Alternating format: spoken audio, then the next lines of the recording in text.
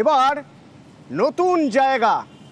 এতদিন বিভিন্ন জায়গার নাম শুনেছেন যেখানে বাঙালিদের উপর অত্যাচার হয়েছে। এবার দেহরাদুন তালিকায় নতুন নাম যোগ হলো।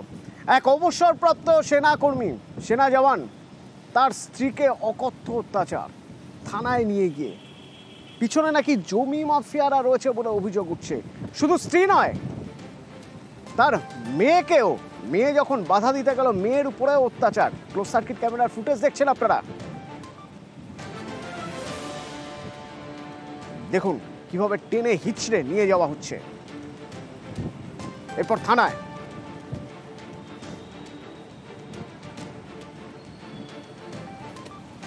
কিন্তু কেন এই অত্যাচার? সুবীর আমার সঙ্গে ফোনে রয়েছে। সুবীর, জানা যাচ্ছে কেন, কি হয়েছিল? দেখো, যেটা জানা যাচ্ছে সেটা হচ্ছে যে এই যে ঘটনা, অর্থাৎ মোটপুরের বাসিন্দা অবসরপ্রাপ্ত যিনি রয়েছেন জওয়ান শ্রীকান্ত সিংহ এবং সেই চার্জের স্ত্রী, তার স্ত্রী কিন্তু কর্মক্ষেত্রে তিনি থাকেন কিন্তু দেহরাদুন, এবং সেই জায়গা থেকে তার স্ত্রীর ওপর দীর্ঘদিন ধরে কিন্তু এই জমি দখল, সেই জমি দখলে প্রতিবাদ করেছিলেন এবং তারা বাঙালি। সেই বাঙালি হওয়াতে তাদের কিন্তু সেখানকার যে নেহরু কলোনি থানা রয়েছে, থানার পুলিশ তাদের বাড়িতে আসে এবং তাকে প্রথমে তার বাড়ি থেকে কিন্তু মারতে মারতে নিয়ে যায়, গাড়িতে তোলে। সেই ছবিও ধরা পড়েছে সিসিটিভি ক্যামেরায়। এবং তার মেয়ে ডাক্তারি ছাত্রী, সে যখন তার মাকে থানায় ছাড়াতে যায় তখন তার মেয়েকেও কিন্তু বেধড়ক মারধর করা হয়, তার মেয়ের যৌনাঙ্গে মেরে থেতলে দেওয়া হয়, এমনটা অভিযোগ। পাশাপাশি স্ত্রী যিনি রয়েছেন, অর্থাৎ তার যে স্ত্রী, জওয়ানের স্ত্রী সন্তোষ সিংহ, তাকেও কিন্তু মারধর করা হয় এবং এতটাই মারধর করা হয় যে মারধর করার পরে কিন্তু পেরেক খাইয়ে দেওয়া হয়, এমনটাই অভিযোগ করছেন সোদপুরের এই যে জওয়ান, সে কিন্তু অভিযোগ করছেন। এবং এই গোটা ঘটনায় যথেষ্ট আতঙ্কের মধ্যে রয়েছেন তারা, এবং তারা বলছেন যে এইভাবে যে বাঙালি কথা বলে বা বাঙালি হওয়ায় পুলিশের যে অত্যাচার, এই নিয়ে কিন্তু প্রধানমন্ত্রীর দপ্তর থেকে শুরু করে সেখানকার মুখ্যমন্ত্রীর দপ্তর এবং জেলা শাসককে কিন্তু ইতিমধ্যেই তারা চিঠি দিয়েছেন। এবং এই যে সোদপুরের যিনি জওয়ান রয়েছেন, 13 তারিখের ঘটনা, এই ঘটনার পরে কিন্তু ইতিমধ্যেই তিনি দেহরাদুনের উদ্দেশ্যে রওনা দিয়েছেন। এই যে আক্রমণ করা হচ্ছে, এই যে হেনস্থা করা হচ্ছে, এই যে মারধর করা হচ্ছে, পিছনে কারণ কি? শুধুই বাঙালি বলে?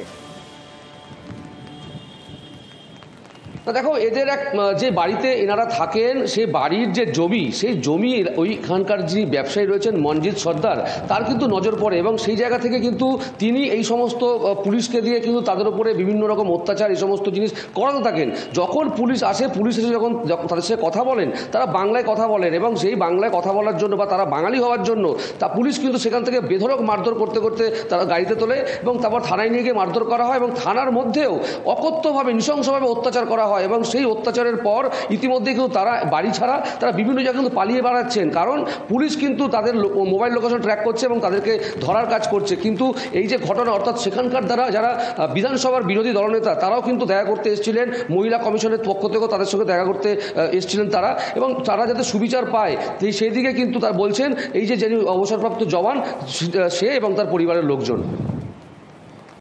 ধন্যবাদ। আমার স্ত্রীকে মারধর করা হলো, আমার সম্পত্তির ওপরে প্রচুর প্রভাব। আমাদের পিছনে যে মনজিৎ সিং বলে যে একটা সর্দারজি আছেন, পুলিশকে সাথে নিয়ে, জানি না এত পাওয়ার কে দিল যে পুলিশকে একটা মহিলার উপরে এত অত্যাচার করা। এটা মারধর তো বলানো যাবে না, এটা মারধর নয়। একটা মহিলাকে যখন পেরেক খাইয়ে দেওয়া হয়, আর আমার একটা ছোট্ট 18 বছরের একটা মেয়ে, তাকে অসম্ভবভাবে পুলিশ স্টেশনের ভিতরে ঢুকিয়ে লাথি মেরে মেরে যৌনাঙ্গকে ড্যামেজ করা হয়েছে। আমরা চাইছি পুরা police station suspend, DM, SP, মহিলা আয়োগ, পিএমও, টোটাল জায়গায় আমরা, আমার ওয়াইফ সব জায়গায় রিপোর্ট করে দিয়েছে অলরেডি।